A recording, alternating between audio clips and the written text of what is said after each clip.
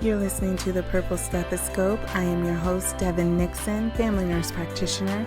None of the information provided in this podcast is intended to nor sufficient to diagnose your personal medical issue, but there is a lot to learn, so let's start the show. Welcome back.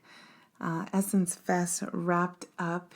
If you listened last week, you might have heard me mention that Essence Fest did a wellness house for the first time this year, the 25th year of Essence Fest.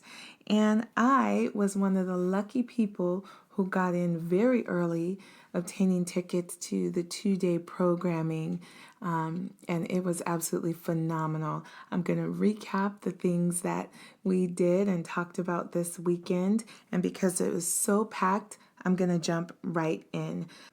There was nothing like the energy of being surrounded by sisters, just women who I don't have to explain myself to. I don't feel like it's not okay for me to be taking up space. I don't even have the words, you all, but I met some fabulous ladies. Saturday morning, I started with trap yoga, and I've never done anything like this before. I've been practicing yoga for over a year, but I've always thought she's really cute and has really good energy, and I wanted to do her class. The class was amazing. It was full of affirmations. It was fun. It was challenging, but I personally was having so much fun that I wasn't thinking about how hard I was working. We were incorporating twerking and dancing into the asanas, and it was just lovely. We ended the class in corpse pose, and one of the things that Trap Yoga Base said was, we only get up off our mat with what we choose to get up with. And that just resonated so deeply with me.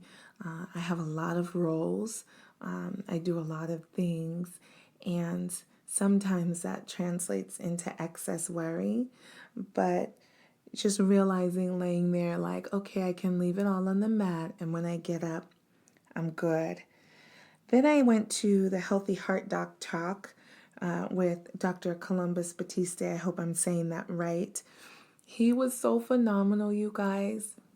He has a documentary coming out called Slave Food.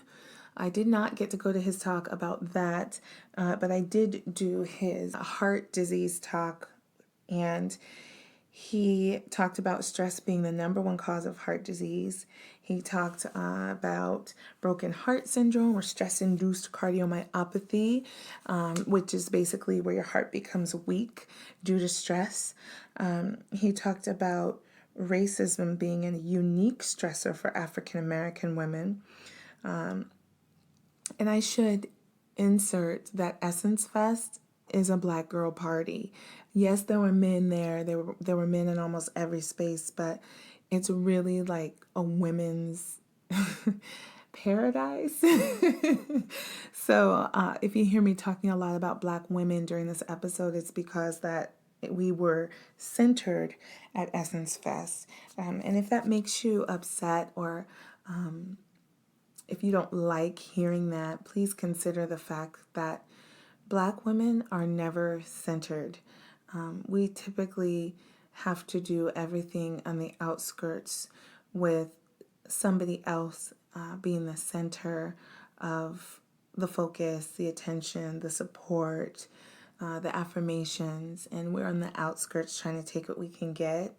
But at Essence Fest, it was really all about us, and it felt really good.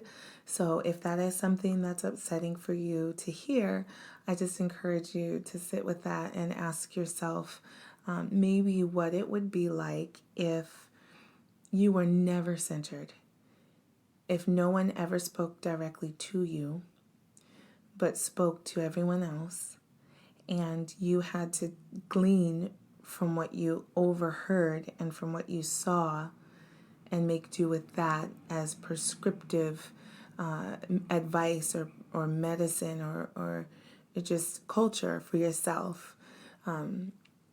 consider that. So anyway, it was amazing. He was talking about Black women and stress, and the thing that I really took away from his talk was nutritional stress. He talked about the fact that there's too many disease-forming foods that we intake and not enough health-promoting foods. He is an advocate of a whole food, plant-based diet. That's Dr. Columbus Batiste. He talked about meats. He said some things that some of us, and I'm pointing to myself right now, didn't want to hear. I'm not a big red meat eater, but I love fish and seafood a lot. And he basically talked about some recent studies, and I'll have to look into them, saying that any meat was equally inflammatory in our body. And I'm just quoting him. I'm not saying this from my own research, but I do invite you to look into that if that's of interest to you. I went to Dr. Joy Harden Bradford's talk about identifying toxic relationships. If you don't know who she is, she has a podcast called Therapy for Black Girls. My biggest takeaways from her talk were: number one, you deserve healthy relationships. Number two, you have the right to protect your peace. And three, the people who are most invested in you not having boundaries are the ones who are going to push back the hardest. And there was lots of snapping in the room when she was talking, because her talk was just so on point, you guys. So check her out. We got into a discussion in her class about parent-child relationships. I actually posed the question myself, as a parent: how do we encourage or inspire our children to be gracious towards us as we're trying to do better? I come from the "I'm mama and I said it and that's it" generation, and that's the way things were in my house growing up. And my mom was and is wonderful. It was just a different time, and children weren't asked how you feel. We weren't asked how we felt about really anything, or given an opportunity to physically express through body language or tone of voice that we had any issue with anything that our parents were saying. And so I definitely have some of that that has trickled down, and I find myself in patterns with my own children where I feel disrespected when they express displeasure with things that I say or do.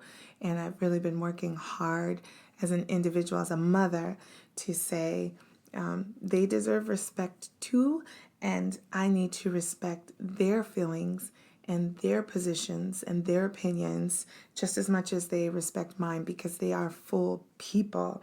And her advice was that it is not my children's job to catch me, or they don't have to hold space for me. I can only control myself, and I need to catch myself and get in the habit of apologizing and asking for their grace, but dealing with the outcome, whether they decide to extend that grace or not. But she did a great talk on toxic relationships. We have no control over how people react to our boundary setting. And she recommended a book called Surviving Mama. There was tears in the room. There were a lot of women who had strange relationships with mothers in particular. And so Dr. Joy Harden Bradford, recommended Surviving Mama. Someone asked the question: how do you manage when people make you feel guilty for having boundaries? And Dr. Joy's response was: we are in control of our emotions. No one can make us feel guilty. Feelings will pass if we let them. We have a tendency when we get uncomfortable to act, but if we sit with the discomfort and examine it, it will pass. I thought that was absolutely wonderful. Just so great. Let's see who else. We talked about stress at work, and the speaker was Dr. Tammy Lewis Wilborn. Wow, what a speaker. She talked about stress at work and the fact that no job is worth our health, that we need to be anchored in who we are, that we need to be aware of how we are seen, but we need to be anchored in who we are. She says, mental health is physical health is mental health, food is mood, food is medicine. And then she's so cute. She said, turn down for what? Because you need to go to bed. I went to a class called Finding Your Why. That was with Faith Hunter, Christina Rice, and Pinky. Christina Rice is the founder of Amnor. She does wellness retreats for women of color. And Pinky is the founder of Slutty Vegan, which I got to finally experience eating without the ridiculous lines that you guys talk about. Her why was to help people reimagine food. Great talk with them. They all shared very personal stories of how they left the business world or the 8 to 5 world to follow their own passion. And my takeaway from that is that your why is in you. And all of those women were just so radiant, you all, so radiant and so beautiful. On Fitness as a Family with Boris Kojo and Nicole Ari Parker, and their Boris's brother and his sister-in-law.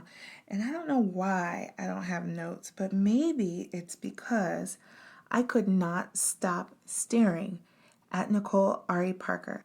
My daughter makes fun of me because I start to cry when I talk about things that I really resonate with or really feel deeply. So I'm going to try to talk without crying, and I'm going to try to make my point succinct. You guys can tell me if I made any sense or not. So I thought I was going to be like, oh my God, I'm seeing Boris Kojo. Oh my gosh, I'm like, you guys, in the second row.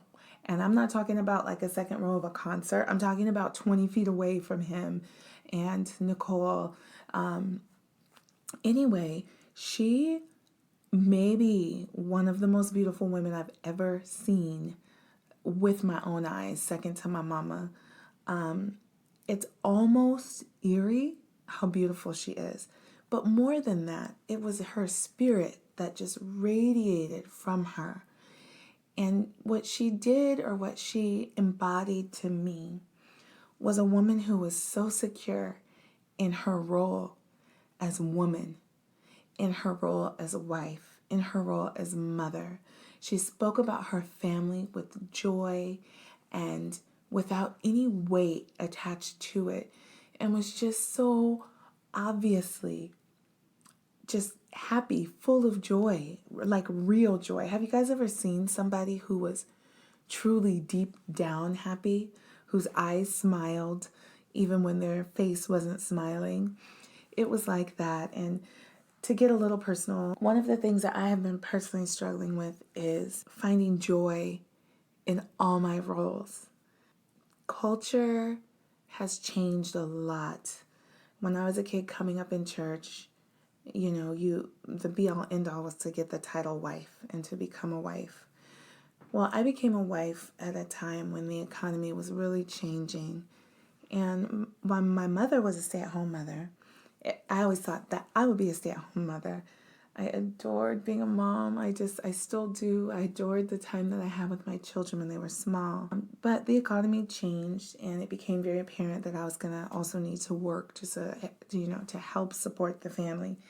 And so I did. I worked what I could when I could, and did that, and then went back to school and now work an awful lot.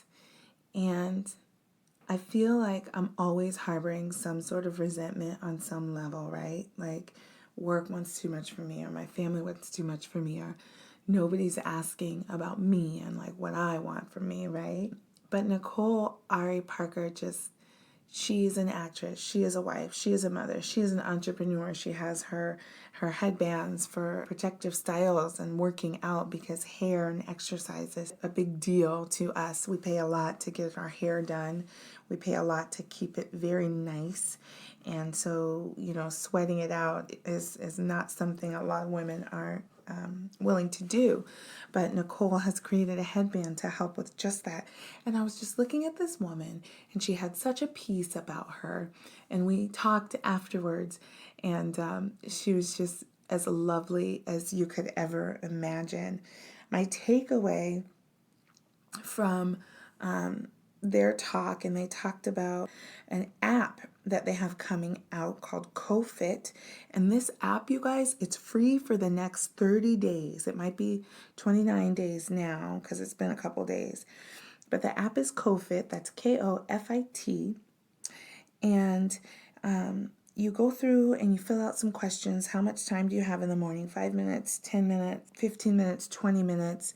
You listen to a daily message, and it's exercises and nutritional. Boris Kojo's brother is a certified nutritionist. And so it's all this advice about nutrition and little workouts that you can do. And my takeaway was something Nicole said at the end, because she's a praying woman. She incorporates prayer with that morning workout.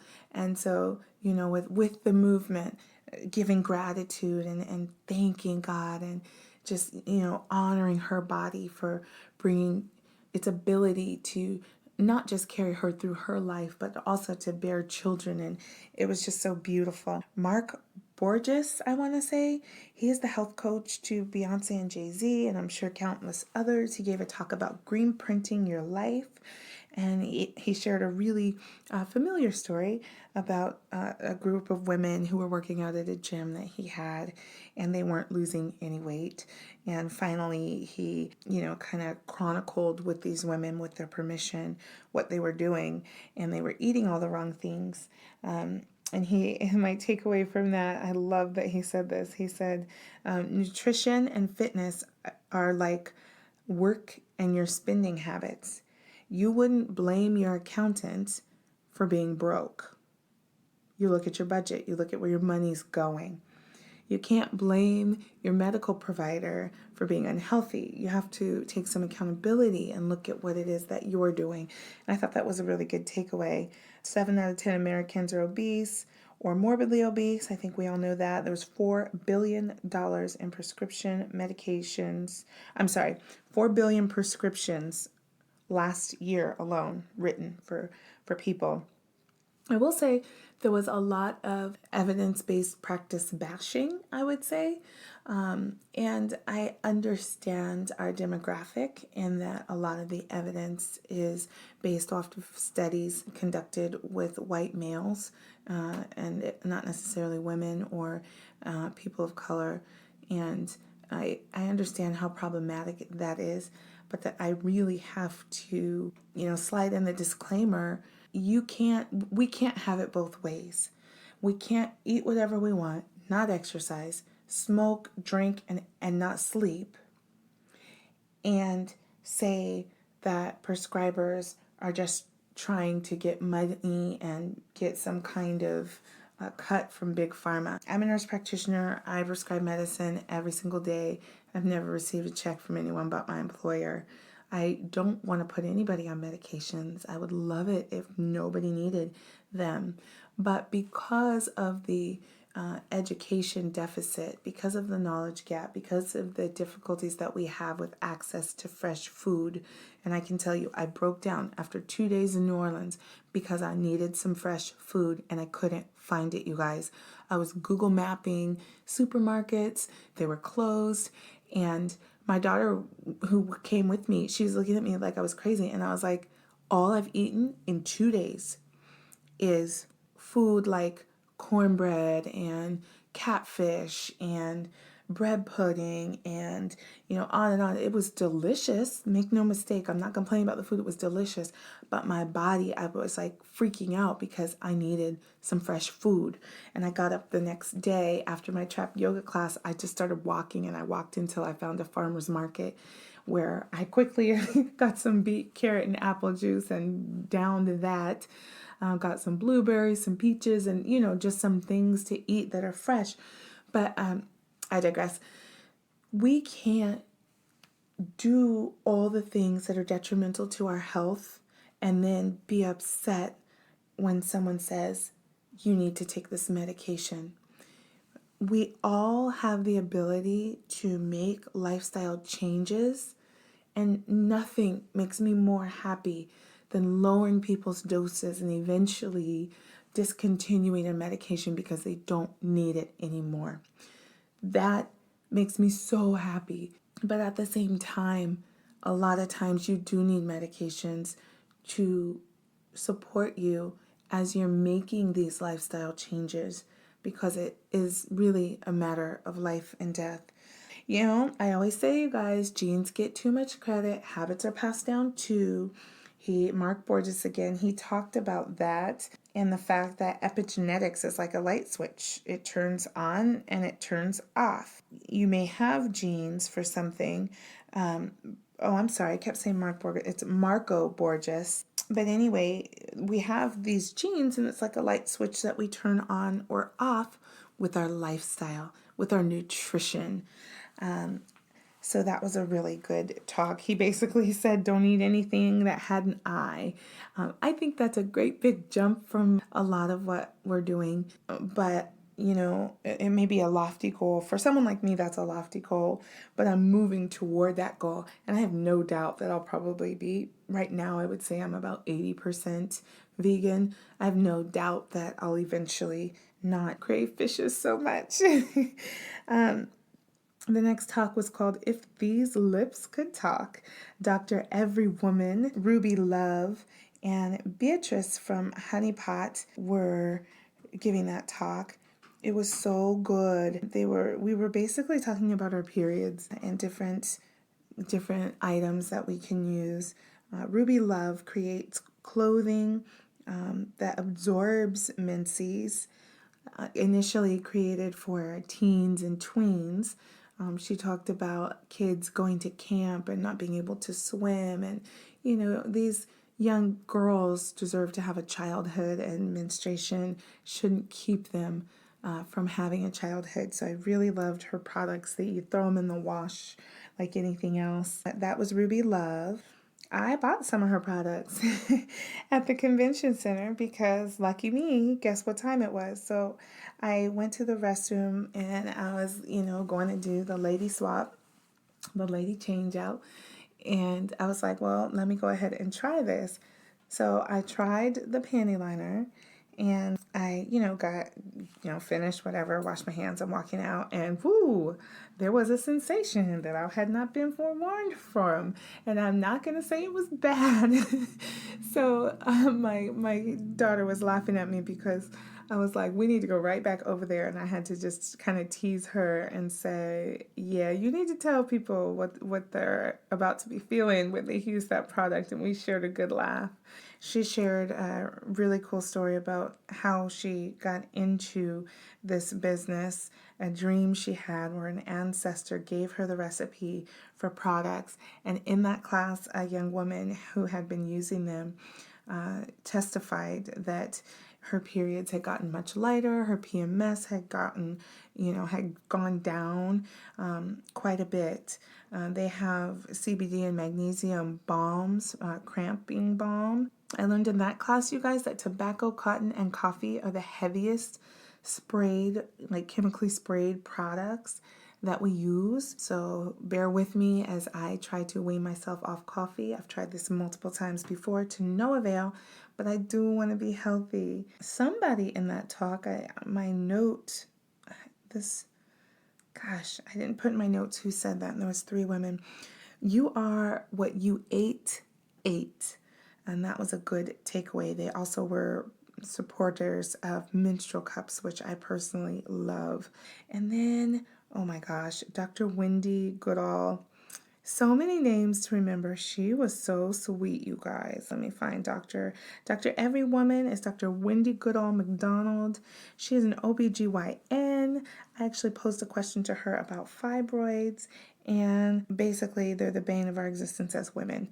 And we just have to do the best we can with our diet and movement. And they suck. So there. Melanie Fiona came and did a vocal release session with Crystal Bowl. We had such an amazing time. There was lots of crying in that room. I don't even know where to even go with it, but this is Melanie Fiona. I was all in my feels in that class. I think I posted a video on my, let me see if I put it on my Instagram, which I know y'all know is at DtheNP. Yes, there's a video I posted yesterday. And again, I didn't even put no caption there. I just said vocal release with Melanie Fiona. The sound you'll hear is the crystal bowl and the women in the room humming. And we were just letting it out. Okay, next up was healing yourself with medical marijuana. Dr. Lynn, who is an ER doc, and oh my gosh, so beautiful. She was so sweet. She commented, she said, money shot. I got a really cute picture of her because I was sitting all the way up in the front, y'all. She talked about CBD and medical marijuana. And I've got to run through these a little quicker than maybe I wanted because I'm way over time and I want to respect you all's time. But she went through with us the process for getting a medical marijuana card, a comprehensive medical evaluation. You would have to have a qualifying condition, chronic pain, seizures, cancer, and more. She said something that was very important for me to hear, that Coumadin interacts with CBD. Coumadin is a medication I prescribe often for patients with mechanical heart valves and atrial fibrillation. And I did not know that, so that was a great big takeaway for me.